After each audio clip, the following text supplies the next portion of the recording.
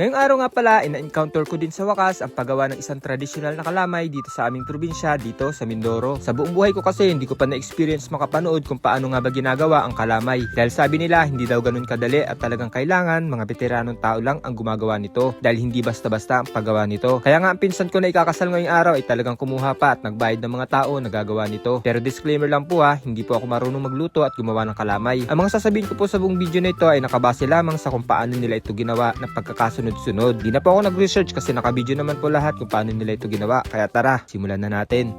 Ang una nga nilang ginawa, nagpiga muna sila ng kinayod na niyog. At dahil nga madami ang lulutuin na kalamay ay masyado matagal kung ito ay mamanu-manuhin na kakayurin gamit lamang ang kayuran. Kaya naman pinakayod na lang nga ito siguro sa bayan. Kinakailangan nga ng dalawang tao ang magkatulong sa pagpiga nito dahil masyado madami at gumamit na din sila ng improvised na pangpiga dito. Nang mapiga na nila lahat ng niyog, prepare naman ni Kuya Ogie ang asukal na gagamitin dito. At nang matapos na niya matimbang ay ibinuhos na ito ng kanyang assistant sa pinakukulo ang gata ng niyog. Sa paggawa daw kasi ng kalamay, hindi daw dapat puro tansya-tansya lang ang asukal na gagamitin. Kailangan tama ang sukat nito dahil dito nakasalalay ang tamis, lapot at quality ng kalamay. Kapag kulang ang asukal, maaaring hindi maging sapat ang tamis at madaling mapanis. Kapag naman sobra, magiging napakatamis at maaaring tumigas agad ang kalamay. Kaya mahalagang tama at balanse ang dami ng asukal na ihahalo upang makuha ang tamang lasa at texture ng isang kalamay. At habang tinutunaw ang asukal sa pinakukulang niyog, isang asang napansin ko dito sa paggawa ng kalamay ay ang giniling na malagkit ay hinuhulma muna nila ng pabilog bago ito ilagay sa pinaghalong gata ng niyog at tinunaw na asukal. At para sa mga hindi nakakaalam tulad ko, hindi lang daw ito basta tradisyon. Ginagawa ito upang maiwasan ang pagbubuo-buo ng malagkit kapag nilagay na sa kawali. Nakakatulong din daw ito para mas pantay ang pagkakaluto at mas madaling haluin habang unti-unti itong nahalo sa gata at asukal. Sa ganitong paraan, mas nagiging makinis ang texture ng kalamay at mababawasan ang posibilidad ng pagkakaroon ng mga buo-buo. Napakasimple lamang nitong tingnan pero isa ito sa mga tradisyonal na technique na ipinasa mula sa mga nakakatanda at hanggang ngayon ay ginagamit pa rin ng maraming gumagawa ng kalamay upang matiyak na magiging masarap at quality ang kanilang gawa. At kapag nailagay na ang lahat ng binilog na malagkit sa kawa na may pinaghalong asukal at gata ng niyog, dito na magsisimula ang pinakamahirap na bahagi ng proseso, ang walang tigil na paghahalo.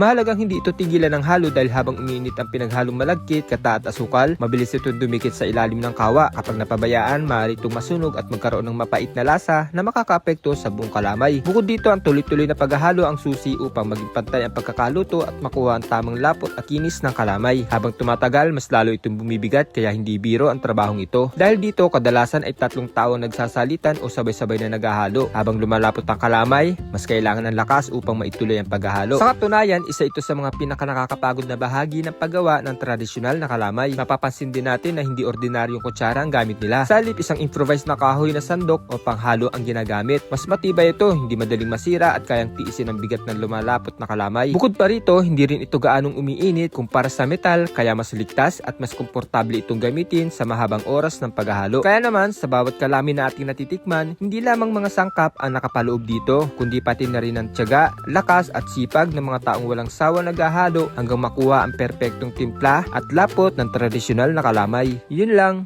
Bye!